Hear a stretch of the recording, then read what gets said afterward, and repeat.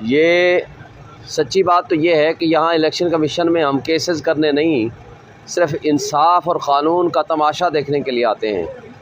جو کل فیصلہ آیا ہے وہ اتنا غیر آئینی ہے، مجھے بتائیں ہمیں مل سکتا ہے یا نہیں؟ یہ تو چلے question of fact and question of law ہے، وہ ہمارا حق ہے، اس میں کوئی دوسری رائے نہیں ہے۔ یہ انشاءاللہ عدالتوں سے ملے گا، ہم آج ہی چیلنج کریں گے اس فیصلے کو۔ مگر سوال یہ پیدا ہوتا ہے کہ وہ اسپیشل سیٹیں جو آرٹیکل 51 صرف ان خواتین اور منارٹیز کو دی جا سکتی ہیں جو وہ تناسب جس پولیٹیکل پارٹی نے اور جس انڈیپینڈنٹ نے جس پارٹی میں شامل ہوا ہو، جتنی جنرل سیٹس ہوں گی اس تناسب سے دیا جائے گا۔ تو اس کو کیسے آئین کو تبدیل کر کے انہوں نے فیصلہ دے دیا، کمال کی بات ہے۔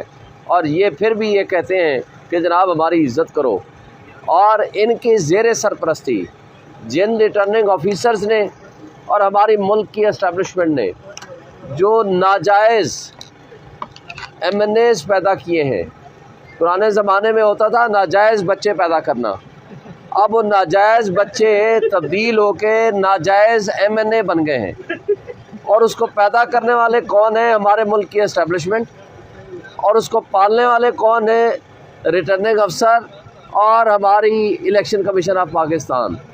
وہ ناجائز بچے یا ناجائز ایم این ایز وہ اپنے آپ کو ناجائز مانتے ہوئے بھی اس ڈھٹائی کے ساتھ، اس بے شرمی کے ساتھ نیشنل اسمبلی میں یا صوبائی اسمبلیوں میں بیٹھے ہوئے نظر آتے ہیں، کہ جن کے بارے میں آج کل سوشل میڈیا پہ بڑی دھوم ہے۔ چند اشعار میں پڑھنا چاہوں گا۔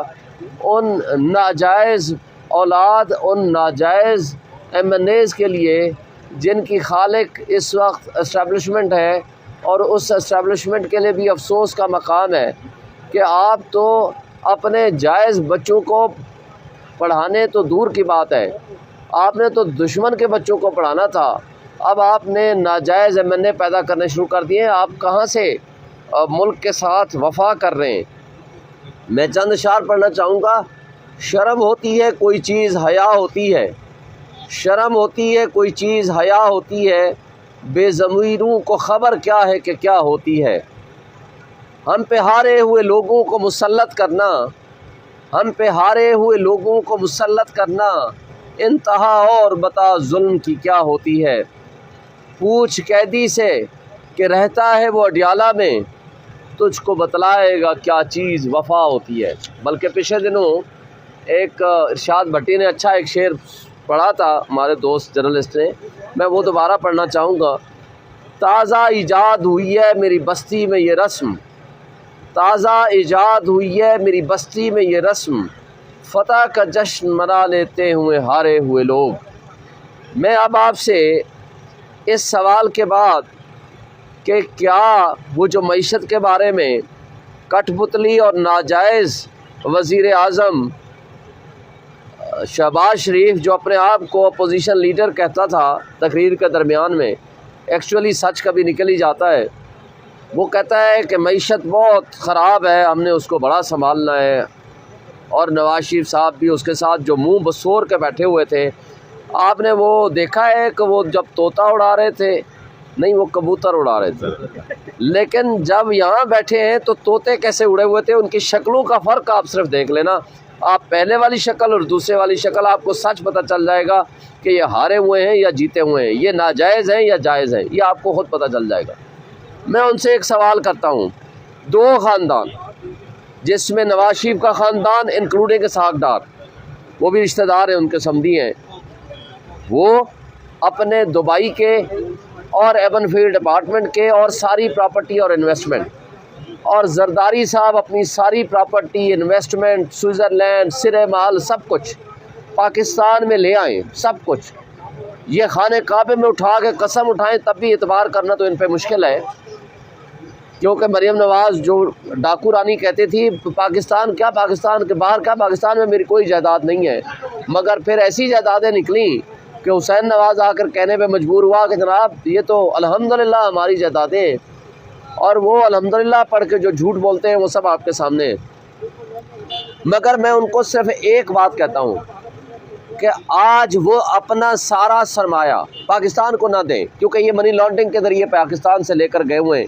انشاءاللہ وقت آئے گا ہم یہ احتساب مکمل کریں گے، اس وقت جس وقت باجوہ اس وقت شاید ان کو بچانے والا نہیں ہوگا۔ اور اللہ کا اپنا ایک نظام انصاف ہے کہ وہ شخص عمران خان جس کو یہ مائنس کرنے پہ لگے ہوئے تھے یا ان کے کراس لگانے کے لیے تیار بیٹھے ہوئے تھے، مگر اللہ نے ان کے اوپر کراس لگا دیا۔ آج سارے مل کے وہ گندا نظام ان سے تھر تھر کانپ رہا ہے، اور وہ عمران خان جیل سے بیٹھ کے ان کو ڈرا رہا ہے، اس لیے کہ سچے انسان کے ساتھ اللہ کی ذات ہوتی ہے۔ تو آج میں ان سے ایک بات کہتا ہوں کہ آپ اپنا سارا سرمایہ یہ منی لانڈرنگ اور چوری کے ذریعے جو آپ یہاں سے لے کر گئے ہیں، آپ صرف پاکستان میں لے آئیں، آپ اپنے اکاؤنٹس میں ہی رکھیں، اپنے ملک میں انویسٹمنٹ کریں۔ میں آپ کو گارنٹی دیتا ہوں آپ کا یہ جو ڈالر کا ریٹ 280 یا 285 پہ چلا گیا ہے، یہ 50 روپے پہ آ جائے گا۔ اس کو آپ سب سے پہلا اور بڑا مطالبہ رکھیں، جو پارلیمنٹیرین جس کا 1 روپے کی انویسٹمنٹ اگر ملک سے باہر ہو، اس کو یہاں پاکستان میں حق حکمرانی نہیں ہونا چاہیے۔ جو شخص پاکستان میں رہنا چاہتا ہے، جو پاکستان میں حکومت کرنا چاہتا ہے، اس کو یہ ایفیڈیوٹ دینا پڑے گا کہ اس کی پاکستان سے باہر کوئی جائیداد نہیں ہے۔ اگر اس کی پاکستان سے باہر جائیداد نکلے تو یہ پبلک قوم اس کو ریجیکٹ کر دے۔ لہٰذا آج سے یہ ایک ٹرینڈ بناؤ میرے دوستوں، خواہ وہ ڈیجیٹل میڈیا والے میرے آپ سے زیادہ توقعات ہیں، کیونکہ الیکٹرانک میڈیا پہ تو جو پابندیاں ہیں وہ ہمیں بھی پتہ ہے، آپ کو بھی پتہ ہے۔